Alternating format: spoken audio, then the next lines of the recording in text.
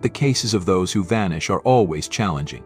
They leave behind more questions than answers, more doubts than certainties.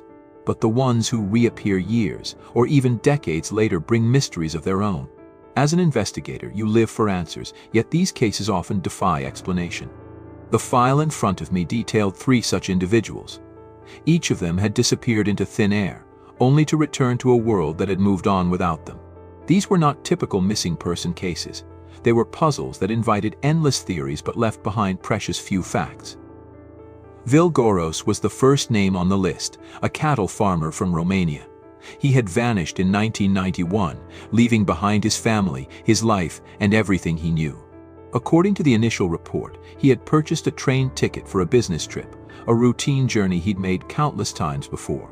But this time he never came back. Searches yielded nothing, no sign of foul play, no leads, just silence. For 30 years his family mourned him, held memorials, and eventually accepted the unthinkable. Vil was gone forever. That is, until he wasn't. On August 29, 2021, a car pulled up in front of his old home, and out stepped a frail, 93-year-old man. It was Vil. He was wearing the same clothes he had disappeared in and carrying the same train ticket in his pocket. Before anyone could question the driver, the car sped off, leaving Vil standing there, a living ghost of the man they had lost. He was in good health for his age, though his memory was fractured. When asked where he had been, his answer was cryptic. Home. What home? What had kept him away for 3 decades? His family was elated but puzzled, unable to connect the man before them with the one they had grieved for so long. His children, now adults, struggled to reconcile their memories with the man who didn't seem to fully recognize them. Then there was Gabriel Naggi, who disappeared in January 1987. He was a family man, living in Sydney, Australia, with 2 young children. On the day he vanished, he had called his wife to say he'd be home for lunch. But when lunch came and went, Gabriel didn't return. The following day, his burned-out car was found on the side of the road, but there was no sign of him. Investigators searched tirelessly, but nothing surfaced. A cash withdrawal from an ATM in Newcastle offered the only clue, but it led nowhere. 2 decades later, in 2007, just as Gabriel's case was about to be closed, a routine recheck led a detective to a Medicare record in his name. It brought them to Mackay, nearly 1,000 miles away, where Gabriel, now calling himself Ron Sanders, was alive but unrecognizable. He had no recollection of his past, only flashes of a life he once lived. His head bore a scar he believed was tied to a head injury, the catalyst for his dissociative fugue. Reuniting with his family was emotional but complicated, as 2 decades had turned them into strangers to one another. The last name on the list was Mary Day. Her story was different. In 1981, at just 13 years old, Mary vanished from her family's home in California. No missing persons report was filed. Her mother and stepfather claimed she had run away. For years, her siblings lived in silence, forbidden to speak of her. Decades later, Mary's sister filed a report, reopening the case.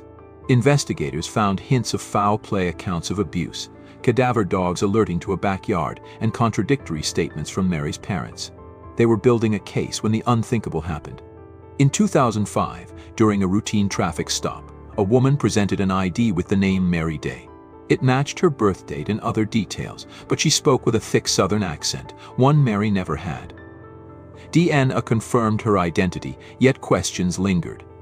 Her story of running away and adopting a new life raised doubts, as did her patchy memory of her past. Some suspected she was an imposter, but the evidence suggested otherwise. Mary's reappearance closed the case, but left behind a trail of uncertainty. Each of these cases reminded me of the fragility of memory, the resilience of the human spirit, and the enduring mystery of time. They defied logic, yet here they were, living, breathing enigmas. I closed the file, knowing that the questions they left behind might never be answered but would continue to haunt everyone who touched their stories. Vil Goros' story began with routine predictability, the kind that makes a disappearance all the more baffling. As a cattle farmer and trader, Vil had traveled extensively for business. On the day he vanished in 1991, nothing appeared out of the ordinary. He had purchased a train ticket for his next trip, said goodbye to his family, and left with the promise of returning soon. But Vil never came back. The initial investigation yielded little. His train ticket was never used, and his route was untraceable. No witnesses, no signs of foul play, just a man seemingly swallowed by the earth. His family, devastated and desperate, scoured every lead. Days turned to weeks, weeks into years. They eventually accepted the unthinkable. Vil was likely dead. Memorial services were held, and his absence became a quiet part of their lives. Then, on August 29, 2021, something extraordinary happened. A car pulled up outside Vil's family home in eastern Romania. The man who stepped out was frail, his posture bent by age, but unmistakably Vil. He was now 93, wearing the same clothes he had left in 3 decades earlier. His pocket contained the same train ticket he had purchased in 1991, as if time had frozen around him. The family rushed to embrace him, but their joy was tempered by confusion. Who had driven him there? The car sped off before anyone could see the driver or the license plate. Questions erupted, but Vil's answers only deepened the mystery. "Where have you been?" his son asked. "Home," Vil replied, his expression serene but distant. It was as if the decades that had passed were an illusion to him. His memory of the time before his disappearance was remarkably intact. He spoke of his days as a cattle trader and his family's merchant routes, recounting details with clarity. Yet, when pressed about the lost years, his mind seemed to hit a wall. He couldn't recall where he had been, what he had done, or who might have kept him away. A medical examination revealed that, despite his age, Vil was in excellent health. Save for some neurological issues consistent with aging, theories began to swirl. Some speculated that Vil had been abducted and forced into labor, his captors eventually releasing him when he was no longer useful. Others suggested he had suffered a memory loss event and wandered for years, unable to find his way home. His son entertained the possibility of imprisonment, noting the unchanged clothes and train ticket as signs of a life interrupted and left in stasis. The most outlandish theories gained traction online. Some claimed Vil's case was evidence of time distortion or parallel realities. The fact that he returned on a seemingly random day, in an unexplained manner, only fueled the speculation. But for his family, the reality was simpler and more poignant. They had their father back, albeit as a puzzle they couldn't fully solve. His return was a miracle wrapped in mystery, and while they were grateful, they couldn't help but feel the weight of unanswered questions. As an investigator, I found myself replaying the facts, searching for a thread to pull. The car, the driver, the decades of absence, they were pieces of a larger story that Vil's fractured memory held hostage. The case left me with more doubts than certainties, a reminder of the limits of logic in the face of human mystery. Gabriel Naggi's case was unlike anything I had encountered before. The file painted a picture of a reliable man, devoted father, and loving husband. On January 21, 1987, Gabriel left his home in Sydney, Australia, for what should have been an ordinary day. He worked during the day, studied accounting at night, and had 2 young children waiting for him at home.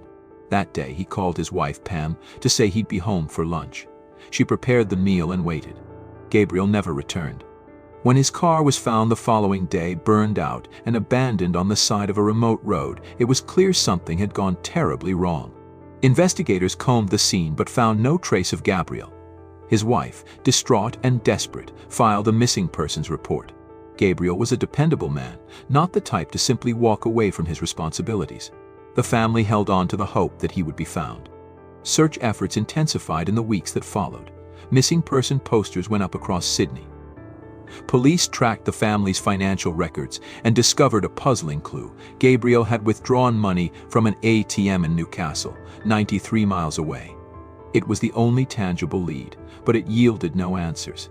Investigators hit a wall, and the trail went cold. As weeks turned into years, Pam was forced to adjust to life without her husband. She moved the family to a new home but kept their contact information listed in the phone book, hoping against hope that Gabriel might someday reach out. His children grew up, went to school, and eventually started families of their own. But Gabriel's absence lingered, a wound that time couldn't heal. Then, 20 years later, in 2007, something incredible happened. With Gabriel's case on the brink of being closed, a lead detective decided to give it one last review. A routine check of records uncovered something unexpected, a Medicare account active under Gabriel's name. It was a long shot, but it paid off. The account led investigators to a man living in Mackay, nearly 1,000 miles from where Gabriel's car had been found decades earlier. When they knocked on his door, the man who answered was unrecognizable. He introduced himself as Ron Sanders, but he was Gabriel Naggi. He was alive, but his memory of his former life was fragmented, almost non-existent. Gabriel or Ron explained that he had been living under his new identity for years, taking odd jobs on fishing boats and construction sites. He showed investigators a scar on the back of his head and recalled waking up in Newcastle with a severe head wound. Beyond that, he remembered nothing. Gabriel's story was one of survival but also of profound loss. For years he had drifted, relying on alcohol at times and sleeping wherever he could find shelter. A local pastor had taken him in recently, offering him work in a room. It was through the pastor's help that Gabriel had obtained a Medicare card, unwittingly providing the clue that would reconnect him with his family. The reunion was bittersweet. Gabriel's daughter, now an adult, reached out to him first with a simple text, "Hi, Dad." Gabriel later described how those two words brought him to tears.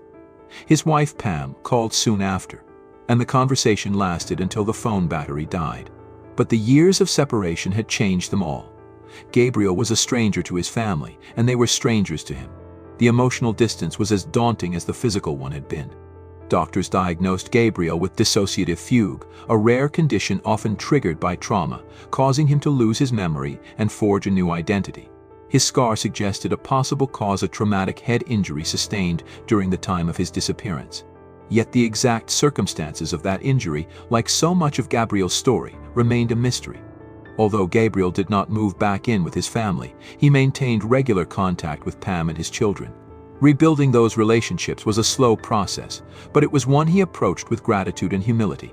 For Gabriel, every call, every letter, and every visit was a step toward reclaiming a life he thought he had lost forever. The case left me reflecting on the resilience of the human spirit. Gabriel's disappearance and reappearance were as much about the limits of memory as they were about survival. His story reminded me that even in the face of loss, there is always the possibility of reconnection, no matter how much time has passed. Mary Day's disappearance was different from the others. It wasn't marked by a missing persons report or an immediate search. It was characterized by an eerie silence, a family unwilling to speak, and a narrative filled with contradictions. When Mary disappeared in July 1981, at just 13 years old, no one called the police. Her family claimed she had simply run away, but the details surrounding her case suggested something far darker. Mary had lived a tumultuous childhood. Born in Little Falls, New York, she was the eldest of 3 sisters. Her mother, Charlotte, and stepfather, William Hull, had a troubled marriage. William was a military man, strict and often violent, especially toward Mary. The family moved frequently due to William's career, and in the years before Mary's disappearance, they had relocated to Seaside, California. It was here that Mary was last seen alive. The night before she vanished, Mary reportedly had a violent confrontation with her stepfather. William accused her of poisoning the family dog, which had fallen ill. The argument escalated, and William physically assaulted Mary, leaving her with injuries severe enough to draw blood. The following morning, she was gone. When Mary's younger sister Kathy asked where she was, Charlotte told her Mary had run away and forbade her from mentioning her name again. Over the years, Charlotte would offer conflicting explanations. To some, she claimed Mary had fallen into a life of drugs and prostitution. To others, she suggested Mary had disappeared willingly to escape her troubled home life. What she didn't do was report Mary missing. The family's silence was deafening. Kathy was sent to live elsewhere at the age of 14, and Mary's youngest sister, Cher, grew up in foster care. For over a decade, no official inquiry was made into Mary's whereabouts. It wasn't until 1994, more than 13 years after Mary vanished, that Cher filed a missing persons report. Cher had grown curious about her sister's fate and suspicious of the stories her mother and stepfather had told. Investigators reopened the case, and what they uncovered painted a grim picture. Neighbors in Seaside had no memory of Mary, and there were no school records indicating she had ever been enrolled there. Kathy shared troubling details with police, revealing that her sister had bled profusely after William's assault the night before she disappeared. Cher, meanwhile, told investigators about an unsettling comment Charlotte had made years earlier. Her mother had mentioned knowing places in California where a body could be buried and never found. cadaver dogs were brought to the family's former property in Seaside. The animals alerted to an area in the backyard where a child's shoe was found, but no human remains were recovered. Later, the dogs led investigators to a different location near the family's subsequent home at Fort Ord, suggesting the possibility that a body had been moved. Despite these findings, Charlotte and William's stories remained inconsistent. William admitted to assaulting Mary, but insisted she had run away afterward. Charlotte claimed she and William had gone to great lengths to search for Mary, but investigators found no evidence to support this. Their stories often contradicted each other, leaving more questions than answers. The case seemed to be building toward a conclusion that Mary had been killed and her body concealed. Investigators began to suspect that the couple hadn't reported Mary missing because they had been collecting her Social Security benefits at the time. They were preparing to file charges when, in 2005, everything changed. During a routine traffic stop in Arizona, police pulled over a vehicle with stolen plates. One of the passengers presented an ID with the name Mary Day.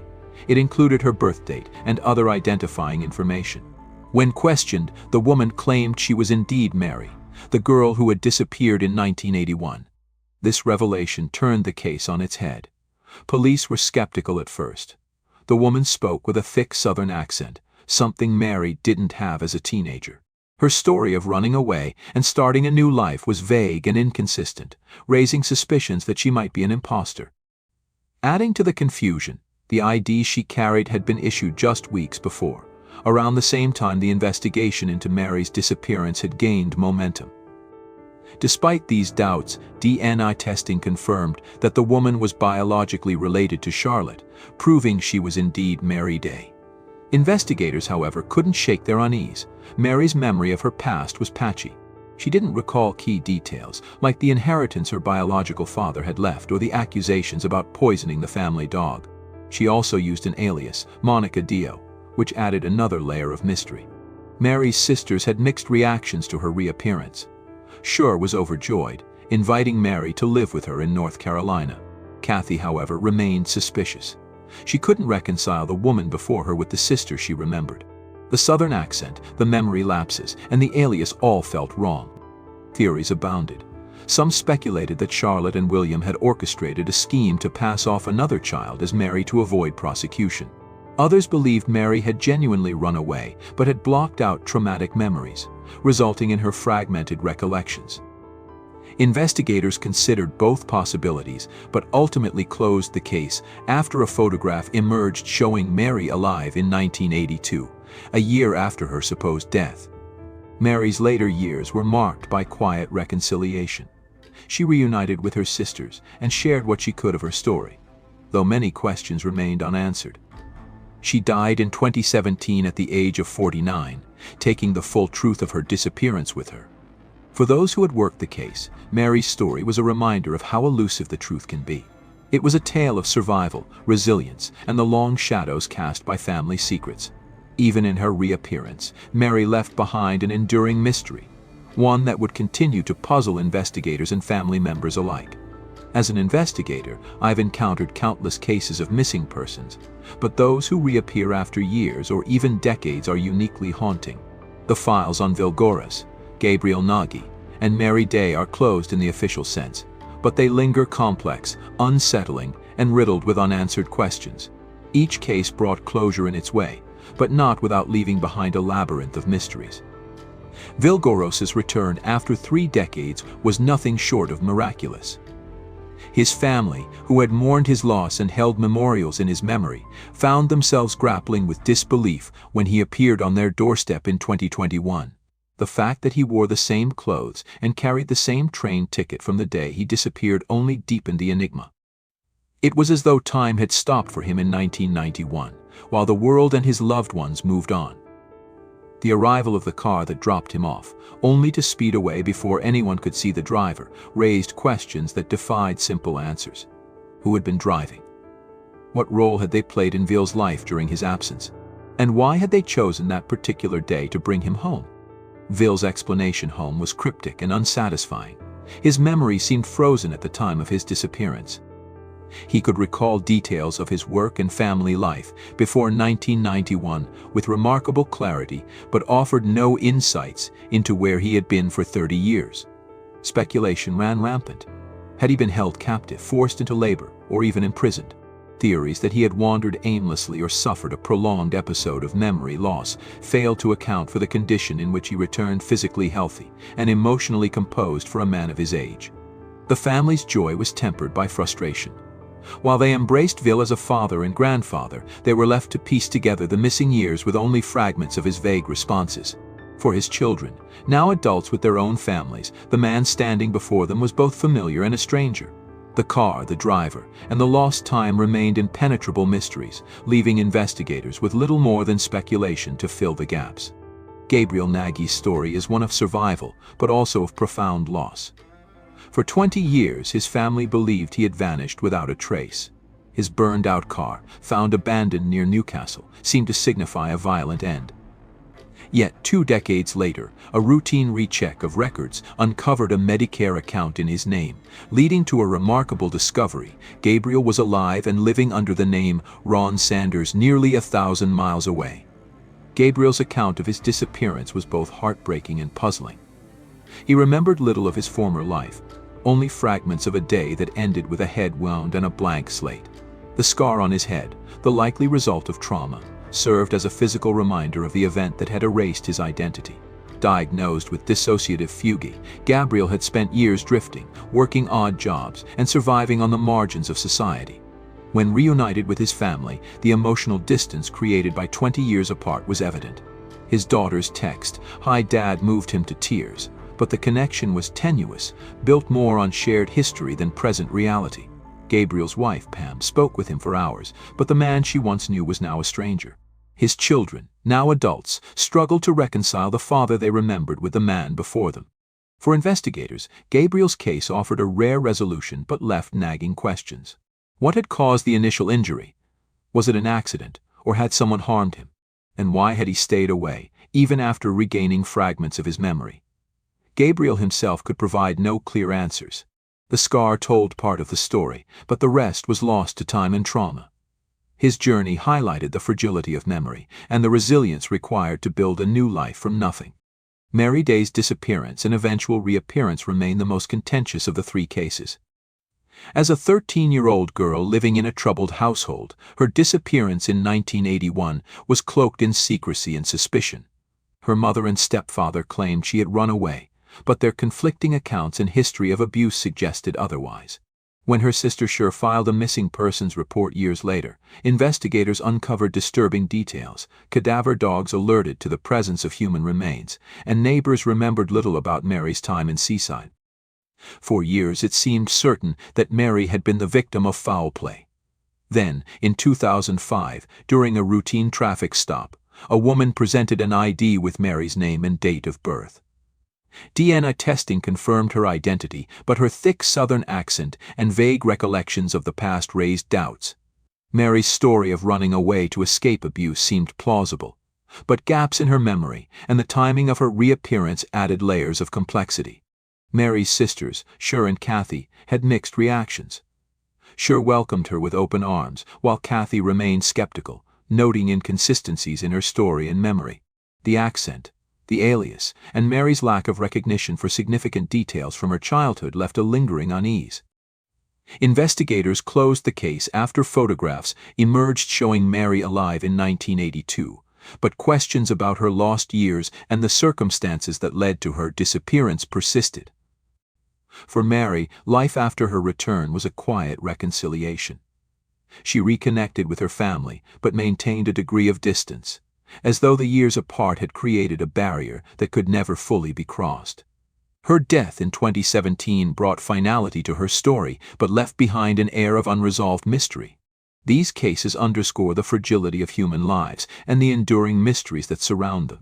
For the families, the reappearances offered a sense of closure, but not without complications. The relationships, fractured by time and absence, required rebuilding, often with incomplete pieces. The joy of reunion was tempered by the weight of unanswered questions. The broader societal impact of these cases is equally profound.